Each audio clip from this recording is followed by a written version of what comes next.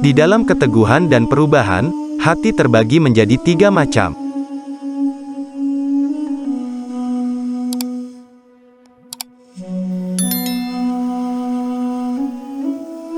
Pertama, hati yang dimakmurkan dengan ketakwaan dan disucikan dari akhlak-akhlak buruk. Pikiran-pikiran kebaikan berbekas di dalamnya, pintu-pintu malaikat terbuka di dalamnya, dan pintu-pintu setan tertutup di dalamnya. Pemilik hati ini melihat kebenaran lalu mencintainya, mengamalkannya, mendakwahkannya, bersabar terhadapnya, dan lari meninggalkan kebatilan. Kedua, hati yang hina, yang dipenuhi dengan hawa nafsu, yang dikotori dengan akhlak-akhlak tercela, keburukan, dan kotoran. Begitu juga, hati yang terbuka di dalamnya pintu-pintu setan dan yang tertutup darinya pintu-pintu malaikat.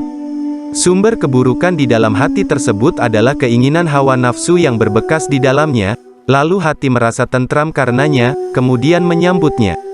Sehingga pemilik hati itu pun melihat kebatilan lalu mencintainya, mengamalkannya, mengajak orang lain melakukannya, bersabar terhadapnya, dan lari meninggalkan kebenaran. Ketiga, hati yang di dalamnya nampak keinginan-keinginan hawa nafsu yang mengajaknya kepada keburukan, lalu keinginan yang dinaungi keimanan dan hidayah mengejarnya dan mengajaknya kepada kebaikan dan hidayah.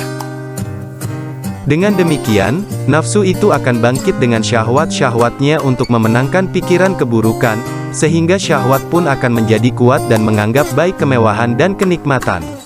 Lalu akal akan bangkit menuju pikiran kebaikan dan menolak syahwat dari hadapannya, menganggapnya buruk, menisbatkannya kepada kebodohan, dan menyamakannya dengan hewan ternak dan hewan buas lantaran kecenderungannya terhadap keburukan dan tidak memerhatikan akibat. Nafsu akan condong kepada nasihat akal namun setan akan menyerang akal tersebut, sehingga panggilan hawa nafsu pun akan menjadi kuat. Kemudian malaikat akan menyerang setan tersebut sehingga ketika itu nafsu akan menyambut seruan dan ajakan malaikat. Para sekutu dan tentara setan ataupun malaikat akan terus datang silih berganti kepada hati sampai yang paling kuat dan paling sabar dari keduanya dapat menguasai hati. Allah Ta'ala telah memberikan setan pintu masuk di dalam rongga mulut seorang hamba, dan jalan menuju hati dan dadanya. Setan dapat berjalan di dalam tubuh manusia seperti aliran darah, dan dia dapat mengitari seluruh anggota tubuhnya. Setan juga telah dipasrahkan kepada seorang hamba, dan dia tidak akan meninggalkannya sampai waktu kematiannya. Nabi Shallallahu Alaihi Wasallam bersabda, "Tidak ada seorang pun dari kalian melainkan telah diserahkan kepadanya pendampingnya dari golongan jin." Para sahabat bertanya, "Kepadamu juga wahai Rasulullah?" Beliau menjawab, "Kepadaku juga. Akan tetapi Allah menolongku untuk melawannya, sehingga dia pun masuk Islam, dan tidak menyuruhku kecuali dengan kebaikan." Hadis riwayat Muslim. Allah Ta'ala telah menyifati setan dengan sifat yang paling nampak baginya, yang paling besar bahayanya, yang paling kuat pengaruhnya, dan yang paling merata kerusakannya, yaitu bisikan kejahatan yang merupakan sumber keinginan jahat. Sesungguhnya hati itu bersih dari kejahatan dan kemaksiatan, namun setan membisikkan kejahatan kepadanya, melintaskan dosa di benaknya, dan menggodanya sehingga menjadi syahwat. Setan juga menghiasi dan membuat tampak seolah-olah baik syahwat itu kepadanya, dan membuatnya berfantasi, dan membuat jiwa cenderung kepadanya, sehingga menjadi keinginan. Setan membuat seseorang melupakan ilmu yang dapat membuatnya sadar akan suatu bahaya, dan menyembunyikan akibat buruk yang akan menimpanya, sehingga dia tidak melihat melainkan hanya gambaran kemaksiatan dan melupakan akibat buruk yang datang setelahnya. Dengan demikian, keinginan itu menjadi tekad yang sangat kuat, dan semangat atas keinginan itu semakin bertambah besar dari hati, sehingga segenap upaya pun dilakukan untuk mencari kepuasan. Setan mengirim bersama mereka pasukan bantuan dan penolong untuk mereka. Apabila mereka melemah, maka setan kembali menggerakkannya. Apabila mereka tenang, maka setan membuat mereka cemas.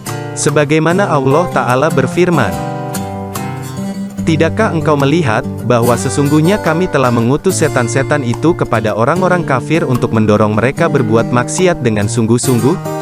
Quran Surat Maryam ayat 83. Sumber segala kemaksiatan adalah bisikan kejahatan. Oleh karena itu, Allah menyifati setan dengan sifat tersebut lalu memberikan peringatan kepada kita. Allah Ta'ala berfirman, dari kejahatan bisikan setan yang bersembunyi, yang membisikkan kejahatan ke dalam dada manusia, dari golongan jin dan manusia. Quran Surat An-Nas ayat 4-6. Yang membisikkan kejahatan ke dalam dada manusia ada dua, yakni manusia dan jin. Sungguh, jin membisikkan kejahatan ke dalam dada manusia, dan manusia juga membisikkan kejahatan ke dalam dada manusia lainnya. Bisikan adalah ucapan tersembunyi yang dilontarkan ke dalam hati. Hal tersebut bisa dilakukan oleh jin dan manusia. Sebagaimana Allah Ta'ala berfirman, dan demikianlah untuk setiap nabi, kami menjadikan musuh yang terdiri dari setan-setan manusia dan jin, sebagian mereka membisikkan kepada sebagian yang lain perkataan yang indah sebagai tipuan. Dan kalau Tuhanmu menghendaki, niscaya mereka tidak akan melakukannya, maka biarkanlah mereka bersama apa kebohongan yang mereka ada-adakan. Quran Surat Al-An'am ayat 112.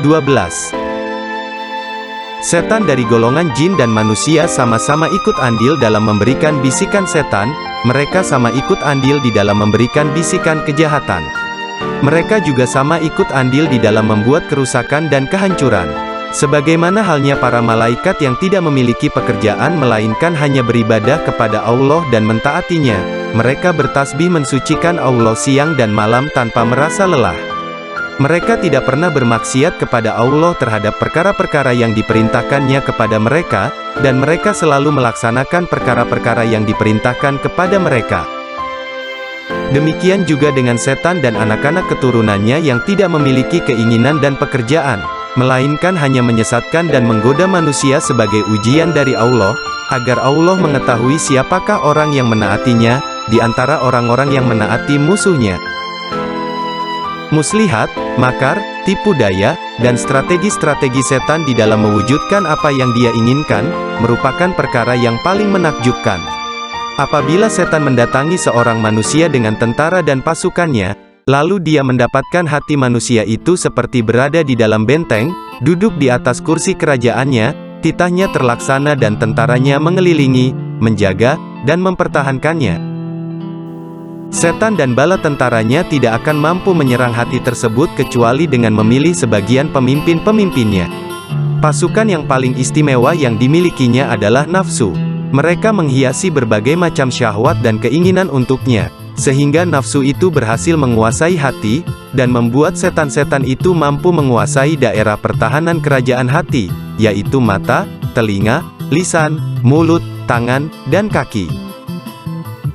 Setan memerintahkan bala tentaranya untuk terus menjaga dan mengawasi daerah pertahanan tersebut seraya berkata, "Masuklah dari daerah pertahanan itu ke dalam hati, agar kalian dapat membunuh atau melemahkannya. Jangan biarkan seorang mampu masuk ke dalam hati dari daerah pertahanan tersebut, hingga dia dapat mengeluarkan kalian darinya dan merusak tujuan kalian. Pertahankanlah daerah pertahanan mata, agar penglihatannya tidak melihat sesuatu yang dapat dijadikan pelajaran, bahkan jadikanlah dia sebagai penglihatan kemaksiatan dan senda gurau. Dengan mata, kalian dapat memperoleh keinginan kalian dari anak-anak Adam. Tebarlah benih-benih syahwat di dalam hati, lalu siramilah dengan air angan-angan, kemudian berilah janji dan rayuan kepadanya, hingga tekadnya menjadi kuat, lalu terjerumus dalam kemaksiatan, kemudian binasa. Pertahankanlah daerah pertahanan telinga, agar tidak ada sesuatu apapun yang masuk ke dalamnya sehingga dapat merusak tujuan kalian. Perjuangkanlah agar tidak ada yang masuk ke dalamnya kecuali kebatilan dan senda gurau, karena hal tersebut ringan bagi nafsu. Manusia akan membuatnya manis dan pahit, juga membuatnya riang. Waspadailah oleh kalian agar daerah pertahanan itu tidak dimasuki sedikitpun firman Allah dan Rasul-Nya, supaya tidak merusak tujuan kalian dan menghanguskan barang dagangan kalian.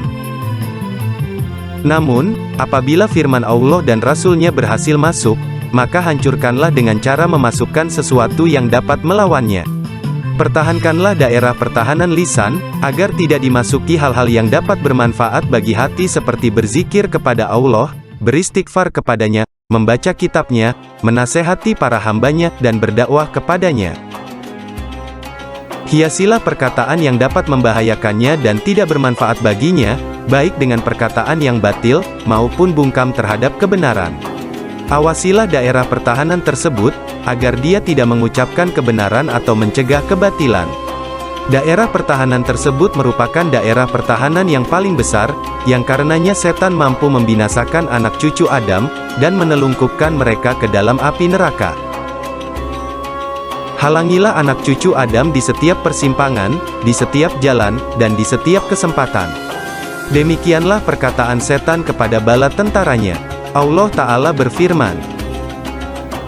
Iblis menjawab, "Karena engkau telah menyesatkan aku, pasti aku akan selalu menghalangi mereka dari jalanmu yang lurus, kemudian pasti aku akan mendatangi mereka dari depan, dari belakang, dari kanan dan dari kiri mereka.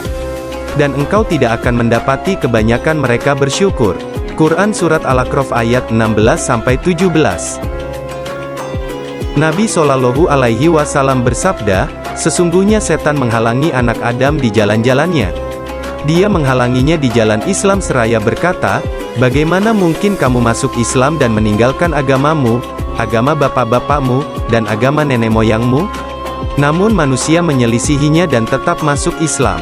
Lalu setan menghalanginya di jalan hijrah seraya berkata, 'Bagaimana mungkin kamu berhijrah dan meninggalkan bumi dan langitmu?' Padahal permisalan orang yang berhijrah adalah seperti kuda yang berada di tiang pengikat. Namun dia menyelisihinya dan tetap berhijrah. Kemudian setan menghalanginya di jalan jihad seraya berkata, 'Bagaimana mungkin kamu berjihad? Padahal jihad adalah pengorbanan jiwa dan harta. Kamu berperang lalu terbunuh, kemudian istrimu dinikahi orang, dan hartamu dibagi-bagikan.' Namun dia menyelisihinya dan tetap berjihad." Rasulullah Shallallahu Alaihi Wasallam bersabda, "Barang siapa yang berbuat demikian, maka merupakan hak atas Allah Ta'ala untuk memasukkannya ke surga. Barang siapa yang terbunuh, maka merupakan hak atas Allah Ta'ala untuk memasukkannya ke surga. Apabila dia tenggelam, maka merupakan hak atas Allah Ta'ala untuk memasukkannya ke surga. Apabila dia tertindih hewan tunggangannya, lalu mati, maka merupakan hak atas Allah Ta'ala untuk memasukkannya ke surga." Hadis riwayat Ahmad dan An-Nasa'i.